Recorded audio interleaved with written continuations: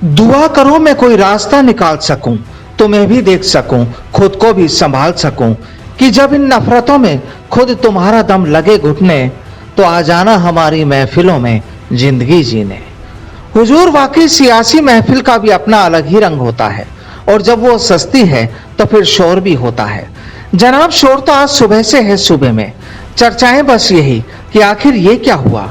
इन साहब से रूठे हुए जनाब ने अपने ही घर पर आज सुबह ही सियासी महफिल सजा दी। मेजबान के रूप में मेहमानों से बात की और इन्होंने तो बंद कमरे में गुफ्तगू की। तमाम तस्वीरों के पीछे की कहानी आपको बताएंगे और ये भी बता दें कि बात तो दिल्ली तक भी पहुंची, लेकिन सबसे पहले बात सचिन पायलट साहब की, जो आज पूरे दिन राजस्थान में चर्चा का केंद्र बने थे। और आखिर चर्चाएं होना लाजमी भी थी, क्यों थी वो भी आपको बताएंगे। हम इनकी कहानी भी बताएंगे, लेकिन उससे पहले 3 दिन पुराने सियासी पन्नों को पलटना होगा। दरअसल 3 दिन पहले इन साहब का एक इंटरव्यू एक अंग्रेजी अखबार ने छापा तो नेताओं के कान खड़े हो गए। लंबे वक्त से इनके साथ जो हो रहा था, पार्टी के नेता इनके साथ जो कर रहे थे, उसका जो गुस्सा था, उसका गुबार इन्होंने वहां निकाल दिया।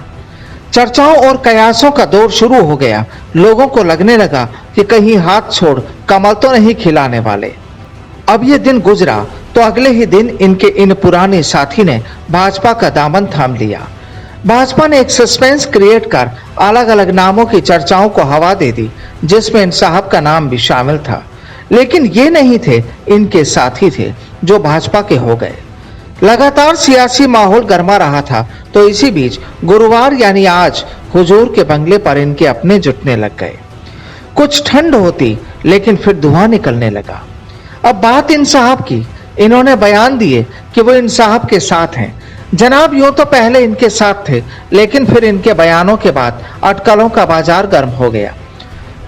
लेकिन इस सब के बावजूद ये साहब फिर मूंछों पर ताव देते हुए अपने पुराने ठिकाने पर पहुंच गए। जनाब, जब इनका यह बयान सामने आया कि ये तो इनके साथ हैं, तो इनके बेटे का गुस्सा भी निकल कर सामने आ गया। आखिर बेटा भी तो आजकल चर्चाओं में है। इनके बेटे ने कह दिया कि विश्वासघात, आज एक नया शब्द सीख लिया। वाकई बहुत बड़ी बात। आखिर बच्चे भी तो समझदार होते ही हैं। खैर, अब केवल यही नहीं, 1 साल पुराने वो सभी मेहमान आज सुबह अचानक इनके मेहमान बन गए। आखिर माजरा क्या है, हर कोई जानने की कोशिश करने लगा। बात निकल कर आई कि कल विरोध प्रदर्शन की तैयारियों पर बात हुई थी, लेकिन समझ से परे है साहब। इनके पास तो फिलहाल एमएलए के सिवाय कोई सीट भी नहीं, तो फिर यहाँ तैयारियां कैसी। अब जो तैयारियां यहाँ होनी थी, वहां की तो कोई खबर ही नहीं। जनाब, कल स्वर्गीय राजेश पायलट यानी इनके पिताश्री की पुण्यतिथि है, और खबर यह भी कि कल वहां श्रद्धा सुमन भी अर्पित होंगे, शायद मजमा भी लगे, और इनका भी वहां जाना तय माना जा रहा है।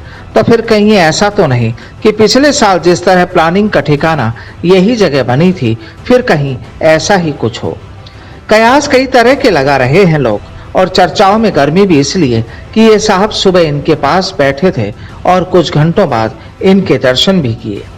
जनाब, कहानी पूरी सियासी है, और सियासत भी वो जिसे समझना आसान नहीं। बहरहाल, अब ये जनाब तो शायद यही कहेंगे कि ख्वाब टूटे हैं मगर हौसले अभी जिंदा है। ख्वाब टूटे हैं मगर हौसले अभी जिंदा है। मैं वो शख्स हूं जिससे मुश्किलें भी शर्मिंदा है। Bureau report, the fact India.